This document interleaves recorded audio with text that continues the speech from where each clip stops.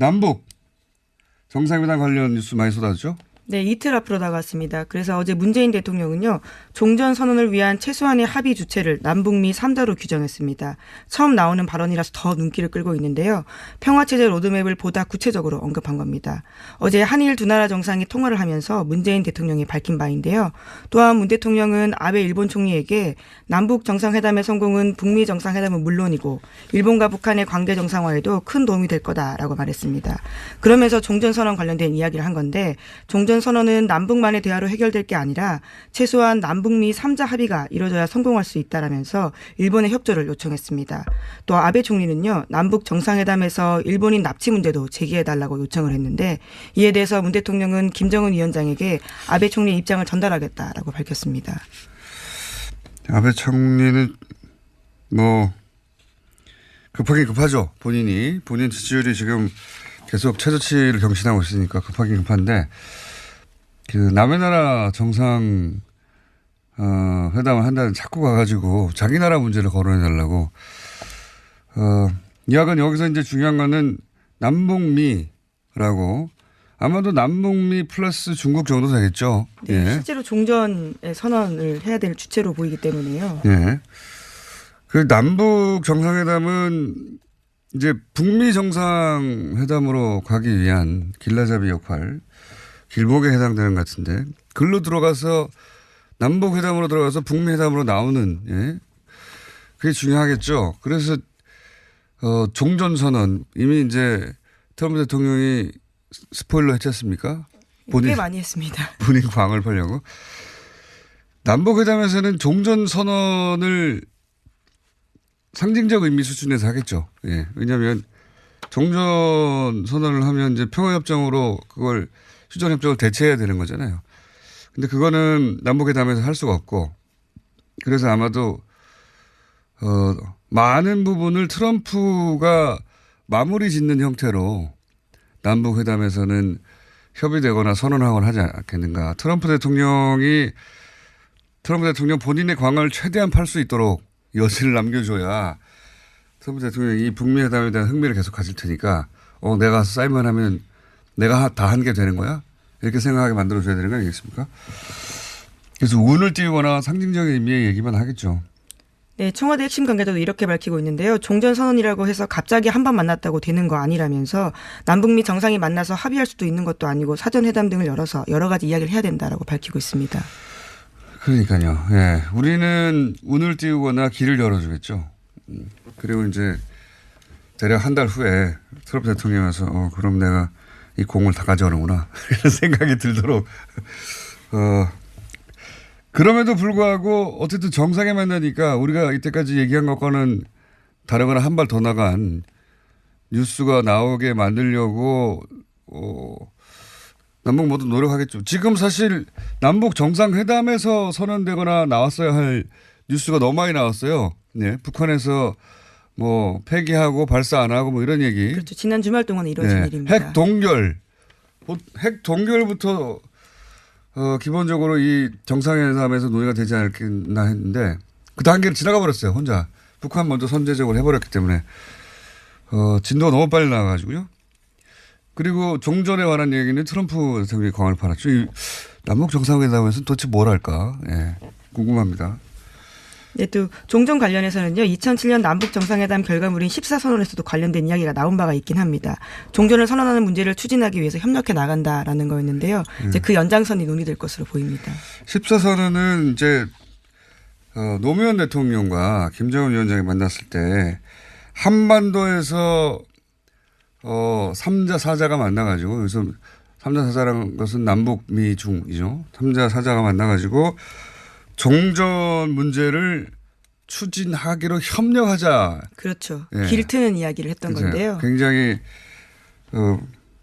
그냥 앞으로 잘해보자는 얘기잖아요. 이거는. 예. 이번에는 이거보다 한 발 더 나간 얘기가 나올 텐데 마무리는 트럼프 대통령이 할 수 있도록 그렇게 만들지 않겠는가. 트럼프 대통령이 여기 흥미를 잃으면 안 되거든요. 우리는.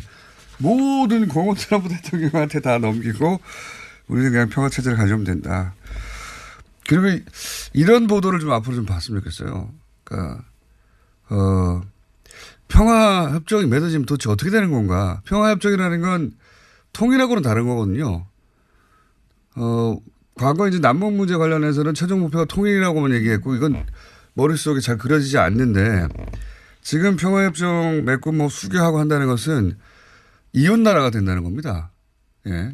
그럼 뭐가 어떻게 변하는 건지. 네, 향후 시나리오도 굉장히 중요한 부분인 것 같습니다. 비자 있으면 그럼 북한 갈 수 있다는 건지. 무비자라도 가능할 것 같은데요.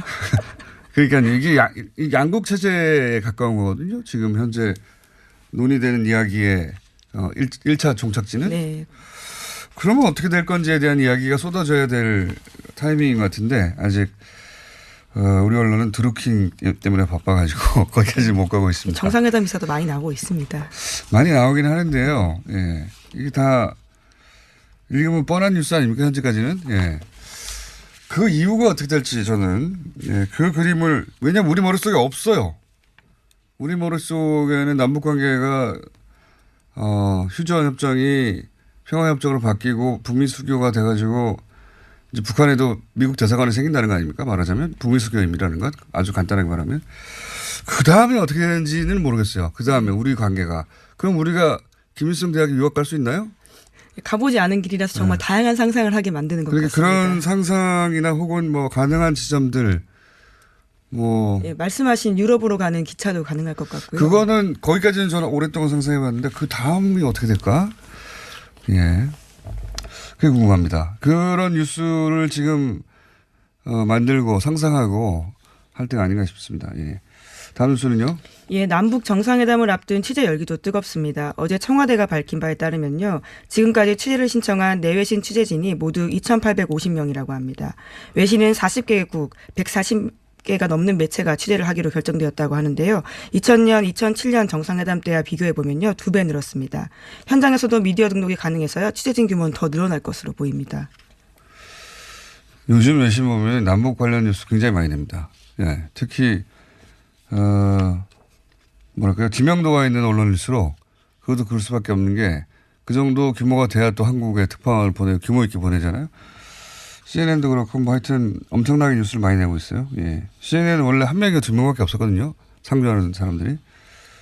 그랬던가? 3명이었나? 이번에 예. 상주 인력으로 지국장 1명뿐이었었는데요. 이번에는 20명이 넘는 사람이 서울을 온다라고 합니다. 특히 아만푸어라고요. CNN의 간판 앵커라고 할 수 있는 사람이 와서 지국장은 한 명이고 기자는 2명인가 3명 있었던 것 같기도 한데요. 어쨌든 뭐 많이 온다는 겁니다. 예, 많이 와서 아마 헌정사상 최대의 그 외신 기자들이 몰려들 것이다. 예, 그렇게 봅니다. 이게 남북만의 문제가 아니라 예, 트럼프가 끼어 있고 또 핵이 끼어 있어서 실제 외신 기자들 만나서 얘기하다 보면 전쟁 나는 줄 알았다는 사람 많습니다. 실제로 그런 분위기가 아주 오랫동안 지속된 바 있습니다. 생각해 보시면 작년에 우리도 그런 뉴스 많이 냈는데 원래 이제 다른 나라에서 벌어지는 뉴스는 실제 그 안에서 볼 수가 없으니까 그 나라에 가서 직접 느껴볼 수는 없으니까 뉴스로만 접하면 전쟁이 약이 날 건가 보다. 네, 그런 분위기였죠 정말. 네,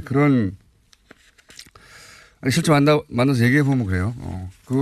그런 뉴스가 언젠가 나올 것만 같은 상대가 미국이고 상대가 트럼프이기 때문에 할래나 보다. 그렇게 생각을 많이 했다고 해요. 그래서 세계적인 뉴스가 됐고 그게 급작스럽게 갑자기 풀리기 시작했기 때문에 예, 세계에 관심이 쏠린 건 맞습니다. 확실히. 예. 다음 뉴스는요.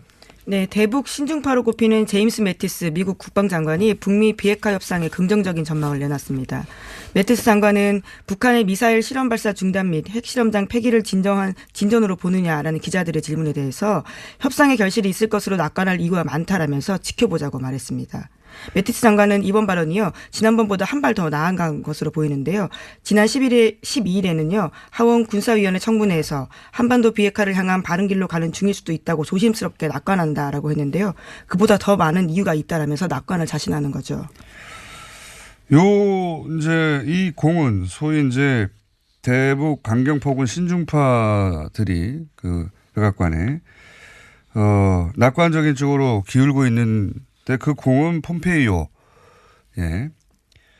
어제 인사청문회 통과했죠. 네, 예. 상원 외교위원회에서요. 찬성 11명, 반대 9명, 기권 1명으로 통과됐습니다. 간신히 통과했어요. 이 양반. 통과 못할지도 모른다고 박빙 공을 한 표 차이로 안 된다는 전망도 있었는데 그 백악관의 이런 낙관적인 전망을 불러일으킬 결과를 북한 방문 이후 가져온 사람은 폼페이오고 폼페이오가 낙마 가능성이 높았는데 통과한 것은 제가 보면 김정은 위원장. 예. 실제로 외신에서도 그런 평가들이 있습니다. 김정은 위원장이 살려줬다. 예. 예. 왜냐하면 선물을 잔뜩 들고 갔다 이거죠. 뭔가. 정말 반반이었었는데요. 그 가능성을 올려준 것이 북한 이슈였다라고 판단하는 것들이 외신에도 꽤 있습니다. 그러니까요. 참 재밌는 일들이. 굉장히 극적인 경우도 이 폼페이오 경우도요. 예. 간신히 통과됐는데 그 결정적인 역할을 북한 뉴스가 했다. 북한 뉴스라는 건 뭐 김정은 위원장이 폼페이오 자신과 배짱이 맞는 사람이다라고도 표현한 바가 그리고 있는데요. 이제 뭐 폼페이오 잘 보십시오. 폼페이오 인사청문회 직전에 뭐 꼭 그것 때문만 아니지만 직전에 핵 동결 강력한 핵 동결이거든요. 수준이 이건 북미 정상회담을 해서 얻어낼 수 있는 게 아닐까 싶었던 거를 먼저 해버리거든요. 그렇죠. 예. 폼페이오와 김정은 위원장의 관계는 매우 돈독해지지 않겠나 앞으로 그런 생각도 합니다.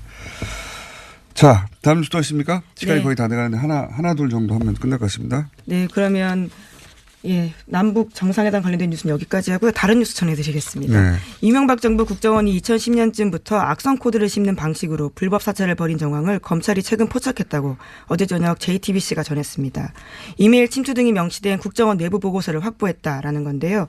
해당 보고서에는 배우 문성근 씨의 개인 PC를 해킹해서 자료를 수집했다라는 내용이 담겨 있다고 합니다.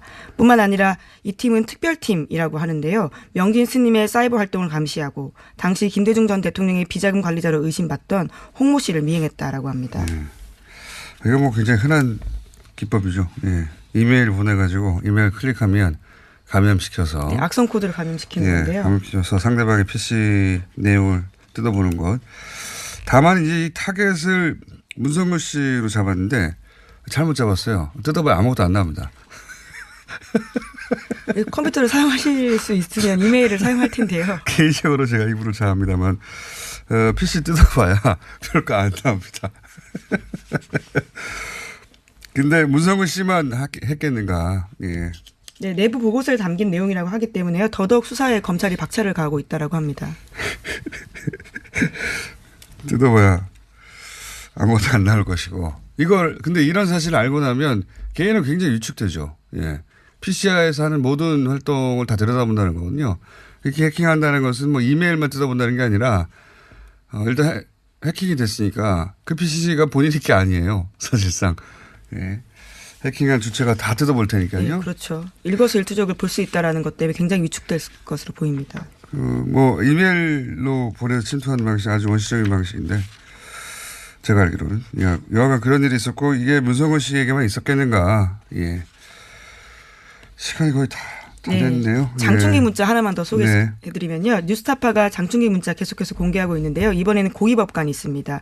강민구 서울고법 부장판사인데요. 관련해서는 삼성페이 화면을 스쳐가듯이 소개하겠습니다. 동생 관련 청탁을 하면서 그동안 진 신세의 가슴을 새깁니다. 라는 식의 이야기가 있습니다. 그런데요. 해당 판사는 지금 이부진 신라호텔 사장의 이혼 소송 항고심을 맡고 있어서요. 논란이 더 커지고 있었습니다. 이건희 회장의 딸 네, 그렇죠. 소송을 이렇게 장충기 사장과 문자를 주고받고 장충기 사장에게 진 신세를 가슴을 사귄다고 했던 현직 부장판사가 이건희 회장 딸의 이혼 소송을 맡고 있다. 이게 우연이냐. 예. 관련해서 이무재 씨, 그러니까 사위였던 이무재 씨가요. 이와 관련해서 재판부 기피 신청 낸 바가 있는데 기각됐습니다. 원래 기피 신청은 잘 안 받아들여지는데 아마도 삼성과 친분이 있다는 사실을 사위였으니까 알았겠죠. 예. 사위였으니까 알았는데 입증은 안 되죠. 이런 문자를 입증할 수 없으니 기피 신청이 기각됐는데 어쨌든 지금 알고 보니까 현재 이건희 회장 딸 이혼 소송을 장충기 문자를 주고받은 부장판사가 맡고 있다는 거 아닙니까? 네, 서울고법 부장판사인데요. 강민구 판사입니다. 지금이라도 교체해야 되는 거 아닙니까? 이렇게 특별한 관계인데. 삼성은 본인과 관련된 재판을 그것이 중요한 재판이라면 아무 상관없는 사람을 재판부로 이게 뭐라고 말해야 됩니까? 될 가능성을 높인다고요? 될 가능성을 그냥 두지 않는다? 관리의 삼성이라는 말이 워낙 있기 때문에요. 예. 삼성이 재판부를 꽂았다고 말할 수는 없을 것 같은데, 전혀 무관한 재판부가 들어올 가능성을 그냥 두지 않는다. 네. 관리의 삼성이라고 그냥 말할 두지 것 않는다. 같습니다. 이거 재판부 교체해야 되는 거 아닙니까, 진짜? 예. 이거 내일 한번 따져보죠. 재판부가 교체돼야 마땅한 사안인 것 같은데요.